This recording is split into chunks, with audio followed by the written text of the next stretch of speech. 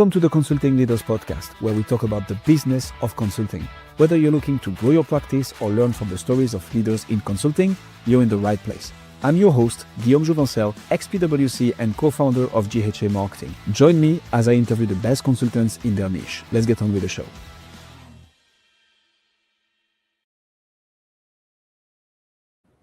Colleen, welcome to Consulting Leaders. Thanks. It's great to be here. Yeah, excited to be here today. Excited to have you. All right, let's jump straight into it.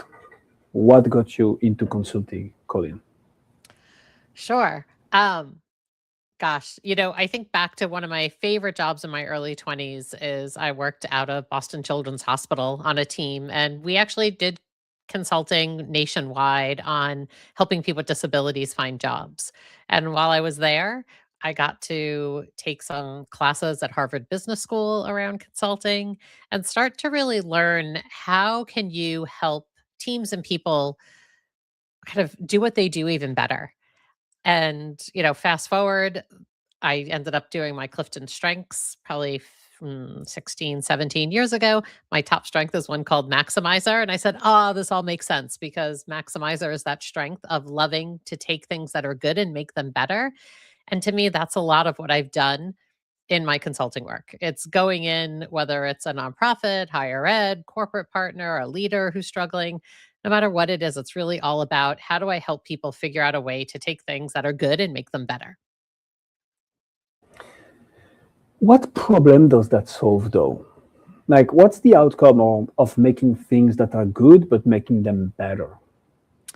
Yeah, and it's a few different things. To me, the biggest one is that when people can kind of lean into the stuff they really like doing and they love doing, right? So the things that they're already doing well, they are actually going to gain more energy.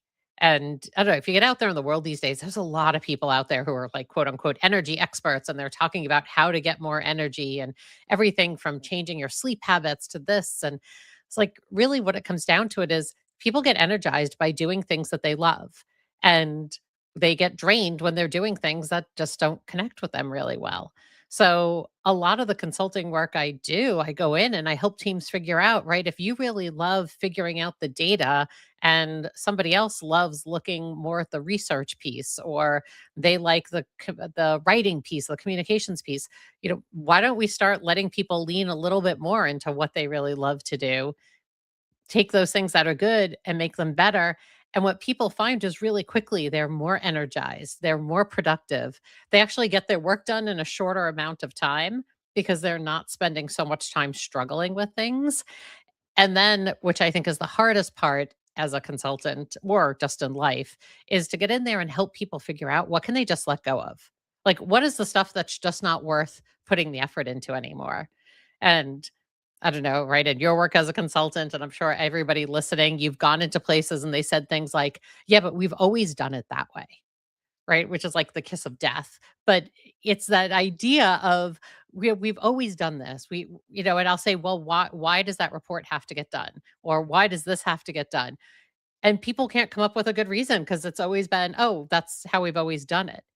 And, I think it's always fun to figure out if things aren't good and we can't make them better or we can't improve on them, is this the time to just let it go?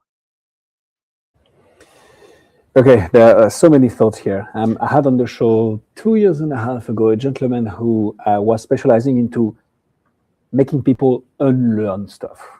And I found the approach interesting, which is, hey, I'm not gonna, add stuff to your plate, teach you more stuff because you probably know everything that you need to know already. And that's the problem. You probably also know stuff that are not relevant anymore. And whatever took you where you are right now is probably not what's going to help you get to the next level. So I really like the approach, and it makes a lot of sense to me. So maybe taking a bit of a tangent here, Colleen, what's 1-2 typical traits that you see in business owners, founders, firm owners, that they are, clinging on to, but that's actually the kiss of death, as you mentioned. What's that 1-2 traits that people should think twice before, keep on doing it? Boy, I think one of the biggest ones, and I don't know if it's a partially a trait because it's the scheduling piece, but it's that, and it's also just a task, which is the constant meetings. Right, you get folks who get into this phase of there has to be a meeting. You go to meetings, and at the meeting, you schedule a meeting, and then the higher up you go, the more meetings you go to. And I think of somebody I'm coaching right now who's a senior vice president. At at one point when I first started working with her, I looked at her calendar together, and she had 46 hours of meetings on the week. 46 hours. Right. Like, so you're already over your 40 hours and you haven't had lunch, gone to the bathroom, had a cup of coffee, or actually done any work because all you've done is sit in meetings after meeting after meeting. And to get folks into this idea of, just meeting for meeting's sake, it's so hard because I'll come into companies and say, okay, but let's put all the group meetings on the board, like on the big whiteboard. Let's put them all up there. And we put them up, and very quickly I'll start saying, like, okay, who's different in these meetings? Who has to be in them? And then one of my favorite ones to tell people is to say, how about we let Guillaume leave after the first 10 minutes of the meeting because he doesn't have to, not like nothing we're doing the rest of the time has anything to do with him. And the look of either horror or I'm the most brilliant person they've ever met comes at that point. Because in general, when people show up to a meeting, the expectation is you're there from the start to the finish. And what if that wasn't the case? What if we're able to let people leave and actually go do the work that they're trying to do? And it's amazing to watch people dig into, like, well, he has to be there. It's like, why? Why does he have to be there? You start questioning that, but it goes back to that, right? We've done it this way all the time. What got you here won't get you there. Things are different now. It's okay to let these things go. And meetings are my first favorite one to let go. Oh man, you cannot have a look at my calendar yet, Colleen, because you're describing something very pressing for me here. Who do you solve this for? So I understand the problem. I understand the solution. Who's your ICP? Who's your ideal client, Colleen?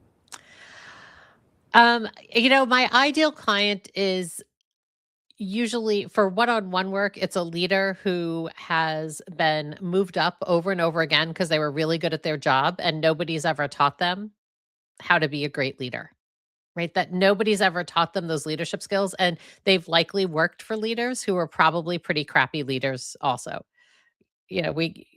Most people are never taught how to be a good leader. So to me, my favorite individuals and then greater teams to work with, because once you start working with the leader, then it's like, okay, great. Now we can trickle down to the whole team and get that whole piece to work. Those are my favorite groups to work with. And be that at a small nonprofit with, I worked with one nonprofit this past year that was a team of 4, or right, some of the big giant Fortune 100 companies out there that I've worked with. It doesn't matter, but if the best kind of outcomes happen when the leader is the one who buys in, and then we can kind of trickle down and get everybody excited about what it is we're trying to accomplish.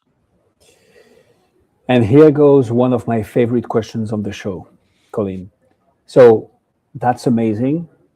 It does make sense to me. At the end of the day, people are people, right? And when you get into leadership positions, this is what happens. You get there by default because you were good at your job and you get promoted. What's very interesting is that I guess it depends on the departments, but what we see a lot of is salespeople getting promoted to sales managers.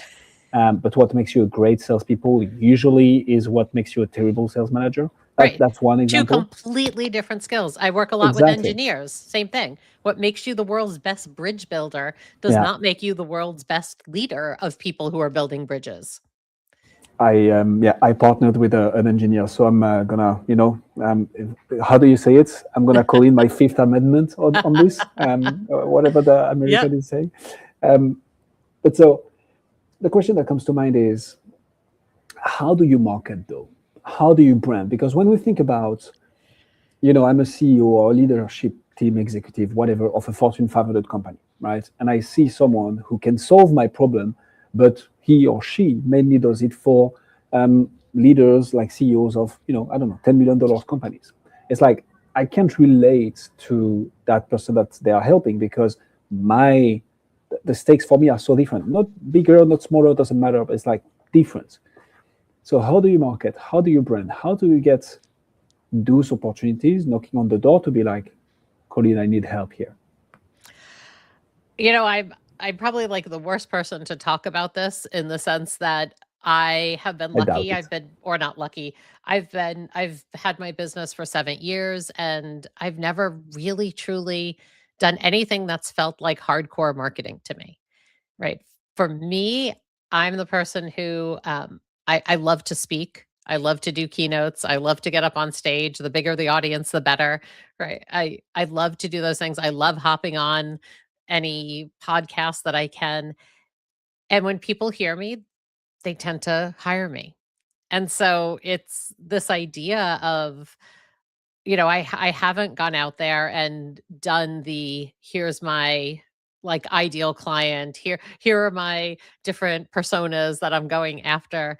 And I teach people who work for me to do that and to say, hey, you want to build this particular niche? Here's how you go about it. I tend to be the person who gets on stage and talks a lot about how do we help people through change? How do we help people accept change? How do we help people? I have a podcast, we call it Embrace the Squiggles, right? How do we help people embrace change? Because most people don't like it.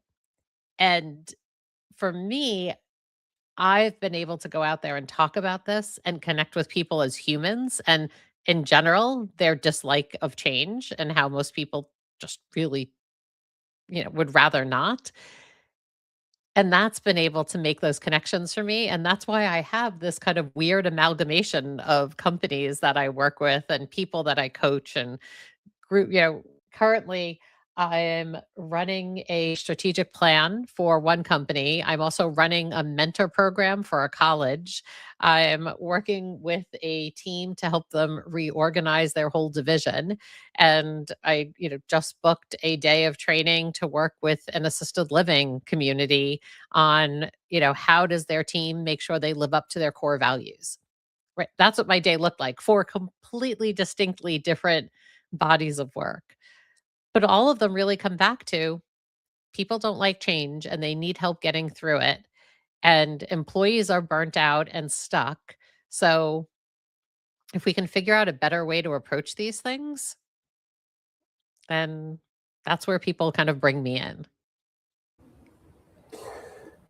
I like that. And I guess that's much more thought leadership, specific topic focused rather than ICP focused, which has pros and cons. It's like everything. And I guess your reputation builds up as you go as well. Yeah. It's funny because I'm just out of a pre-interview conversation with a gentleman, and I was like, "Hey, I don't get the opportunity to talk about podcasts a lot, so he has a podcast. So I'm going to ask you this on the interview, and like the call right after is the interview with you, Colleen, and you have a podcast as well. So I hope he's not watching right now and being like, okay, actually, all his guests can talk about podcasts. Talk to me about your show. Like, what's the reason you started it, and how do you see it helping overall, if at all, right? Maybe it's not the case, but how do you see it helping your consulting practice? Yeah. So my podcast, it's about 2.5 years ago that we started it. And the original co-host I have left in January. But the first 2 years that Christine and I did it together, we literally started it because we kept talking every week and finally said, we should record this and we should start talking and letting people hear about how we get through change. Because both of us we have different kind of clientele. Like we have a different she's out in Vancouver, British Columbia, and I'm on the East Coast in Massachusetts. And both of us were constantly saying that almost every time we'd get on a call, people would say things to us like, I must be a strange client for you. And every time we were like, no, no, no, you're exactly where you're supposed to be, right? These are the typical people who come our way. My average client is probably age 40 and is somebody who has, right, 20 years of work and another 20 years left to go and needs to figure out a better way to approach this.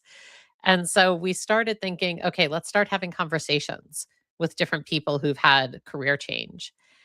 And then when Christine left, my new co-host came on, Ashley, and we said, it's more than just career change. It's change in the workplace now. It's change in life. And how do we just talk this through? And she's someone who has a completely different business model as well. She runs a company called Sage and Saunter, where they are working with MSPs, managed service providers in the IT industry, right? She has a very narrow kind of focus. But every time we talk about these things, it's the same issue everywhere we go, right? People struggle with change and they think they're the only one who's ever come up against this, right? They're the only person who's ever been promoted and has no idea how to lead. Or they're the only person who realizes 20 years into a career that this is not what they wanted to actually do in life. So, it started with that. And from a feeding our business, it's funny. I went to a PodFest this past year where it was all podcasters, and most people were saying, "Oh yeah, my podcast is super niche because it exactly feeds the exact people I want to hire me." I said, "Boy, I do my podcast because I love it. I do my podcast because it feeds me. It gets me excited to talk to people from all these different places and industries and around the world, right? We've had guests from Hong Kong, from Australia, from London, and it's to me, that's the excitement. That side of me who likes to take things that are good and make them better, I only can do that when I feel energized. And hopping on a podcast with somebody and hearing their story excites me so much every week. I have a couple of things I want to double down on here, Colleen. So what you described for people coming to you and being like, I must be different than everybody that you've seen so far. I call this the special snowflake syndrome, which is, and that's normal, right? I think we all like to think that we are special, different, and so on. But that's why I asked the question on the show around ICP, is because when you help a specific narrow demographic /person /potential clients, you end up seeing the same problem over and over and over and over and over and over and over and over again. And it's interesting because that's what makes you good at what you do, right? You've literally solved it dozens, hundreds, thousands of times before for other people like them. But when people are starting to acknowledge this problem and understand that they need help, which is when they would potentially turn to you, it's like, oh, I just found out about this and I'm special, so I mustn't be like everyone else. There will be some exceptions for sure, but in the vast majority, it's like same problems, same desired outcomes, same things and roadblocks getting in the way usually, and most of the time, same different methodologies to approach the problem. But it's interesting to see that it's happening in other industries as well. Go ahead. You wanted to add? I was going to say, I think the thing that gets really interesting to me is that most of the folks come here and say, I'm probably the only one, from almost a place of embarrassment, right? They're not coming thinking I'm special or I'm different. They're coming thinking, oh, like I'm different than everybody else. Like everybody, they think everybody else has it figured out and they don't. That somehow they were the one who missed the day in school, right? Where they taught that subject or something. And so that's what's been interesting to me. And the other thing I love by being someone who works cross industry is that I can come into an engineering company and say, the banking industry has dealt with this as well. Here's what we did here. Or, hey, I worked with a sneaker company and here's what they did that was different. And you start to see all of these industries are dealing with the same problems, right? They're just ever so, like everyone thinks theirs is different, but it's really the same thing. Amen to that. Right. And the other thing I wanted to follow up on is a bit to not challenge you, but push back. I think it's totally feasible to have a podcast that supports your business and enjoying doing it as well. Oh, absolutely. It just doesn't happen to be mine. So I think people could do it. I just didn't set it up that way. Fair enough. But hey, if you're at least having fun with it, then that's the most important. Because when I coach people to do it, I tell them to do exactly that, right? If you want to build your business and you are doing data management consulting, then talk your podcast about data management. I just happened to start a podcast that was talking to people about their stories, and I think it's fascinating. But yeah, and I think you're also giving yourself less credit than is due, because when we look just at the title of the episodes, and for the people looking into it, it's the stories of how people have evolved and transformed something. And in order to transform, you need to change. So, and that's the very premise of this show as well, meaning, yes, of course, you can give the very technical knowledge in a podcast format, in a blog format, in a whatever format, but what really makes people take action is actually emotions and being inspired. And the more relatable the person inspiring you, the more likely you are to be like, wait, that could be me. I could be making that change. I'm going to take the leap. Talk to me about sales. So I love this because it all seems deconstructed and not very intentional, but I see the structure of it actually being like, you know your business, you know foundations.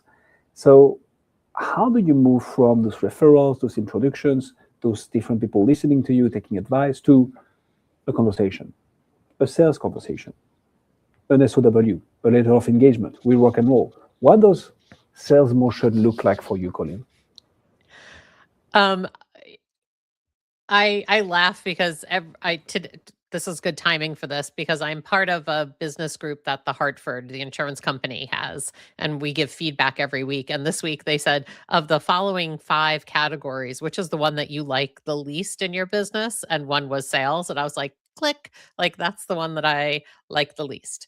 Right. If I had to rank of these 5, I forget what the 5 were, but it was right. Sales was the one that I was like, oh, if I had an extra $100,000 and I could hire another full-time staff, that would be the one. And then, but really what it comes down to it from our company standpoint, right? Sales looks like, last week I had a table at a conference, and it was a conference that the year before I spoke at. So at the table this year, I had all these people stop by and say, "Hey, I saw you at the conference last year. Like you spoke, you were really good." I was like, "Oh, thanks. Like this year I have my table, and here's my card, here's my swag. I was giving away my book." So giving away all this stuff. And then this morning I came into my desk and I had 3 of those people who reached out and said, "I'd love to hop on a call and figure out how you can work with my team." Right? And it's that reminder to me over and over again that people do business with people they know or they think they know. And I think when you think of the podcast piece, people listen to your podcast, they see it on YouTube, right? They start to think, oh, I know this person. Even I might never have met them, but they feel like they know me because they've heard my story so many times. And so to me, that's the like beginning of that sales funnel. And then we just go through the process. To me, a lot of it is listening to what the problem is that they're trying to solve. Because often people get on the call and they say, "Oh, we want to bring your leadership development course in because none of our leaders know how to lead." And, then I get on the call and we start talking and you realize, okay, so how could none of your leaders know how to lead? That can't be possible if you're running a business. Let's talk about what is the real problem here and what do we need to address? And so our leadership development program changes depending on the company. Sometimes we start with communication because people don't know how to talk to each other. Sometimes we start with collaboration because they haven't figured out how to work well together. Right? There's all different pieces. So a lot of our process is then getting on those calls, listening, figuring out what the real problem is, sending a proposal. In the weeds, our proposals always have A, B, and C version. Like which version is going to fit either your budget or your time. And then we go from there. And a lot of our business is repeat business. We have the same clients who come back to us over and over again, year after year, or they might go 3 years and we don't hear from them and then they come back to us. So, a lot of our sales funnel is also making sure that we're sending a once a month newsletter. At one point I was like, I'll send a weekly newsletter. I'm like, I don't have enough to say, or I don't have the I don't know, the consistency in me to send a weekly newsletter, but once a month, I can get it out once a month. Right. So we start to think about how do we make sure that people hear from us and that they know there are many different options within kind of what we can present to them. There is a saying that goes, people buy from people.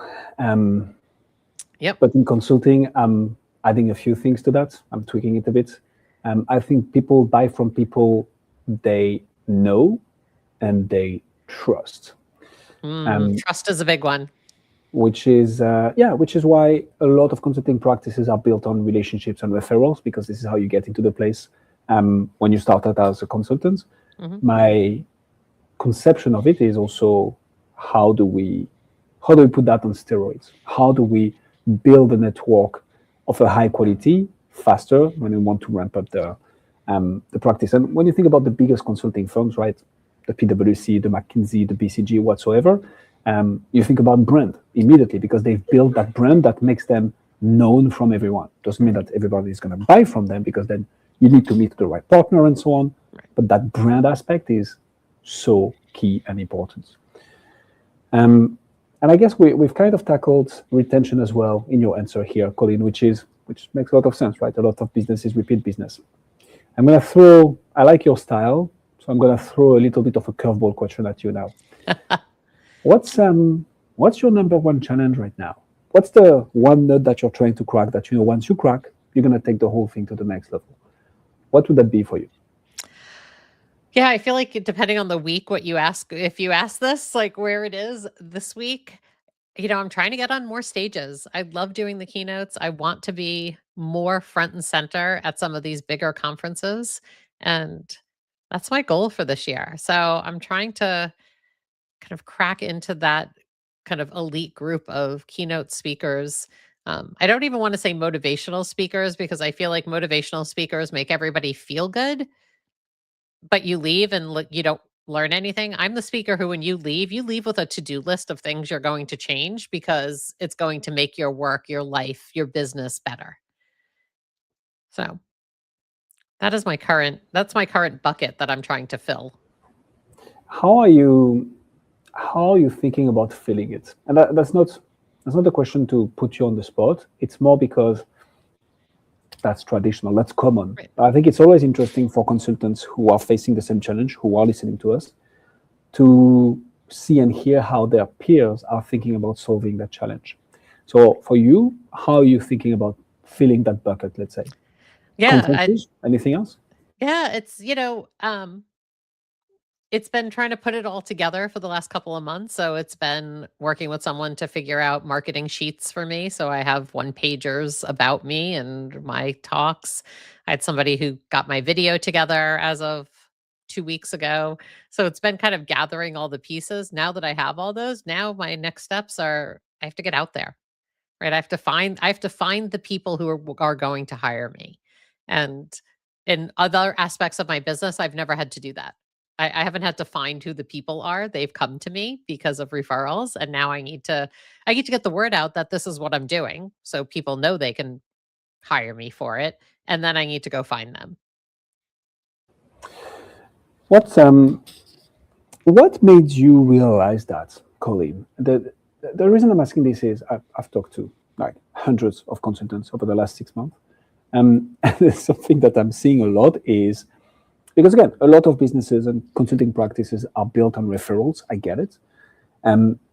Some people see that they are now steady, or they're not growing the way they want anymore. And they're like, oh, it must be a market issue.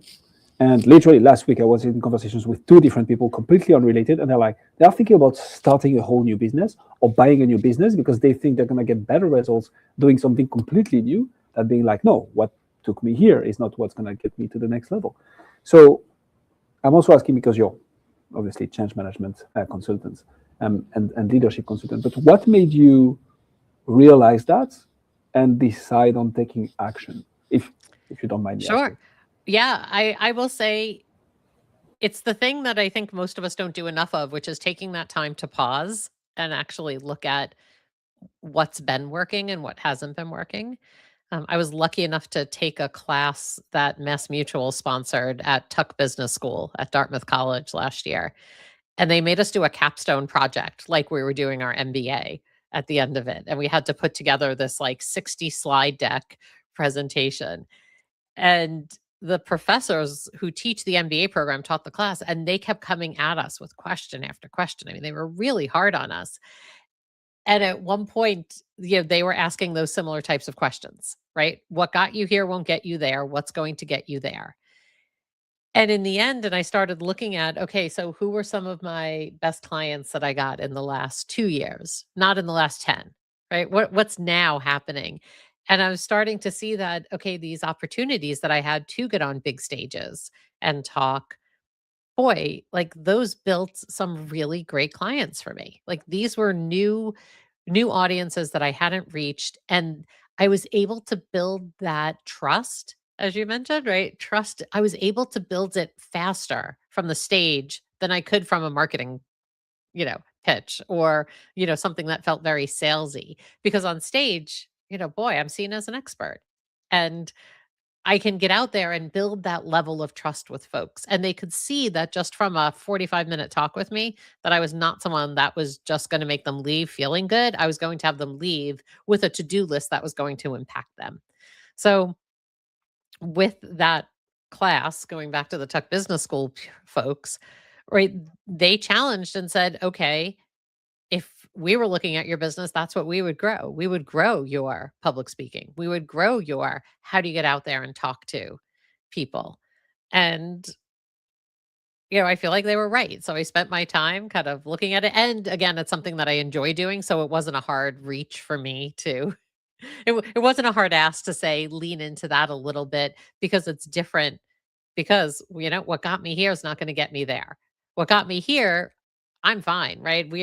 I'm making enough money. I paid for both my kids to go through college. They both graduate in May. So we're super close to finishing that big tuition bill. And now it's like, boy, I can do the stuff that I really love and kind of jump forward that way. Gotta respect that. Thanks a lot for sharing it, Colleen. Sure. Really appreciate it.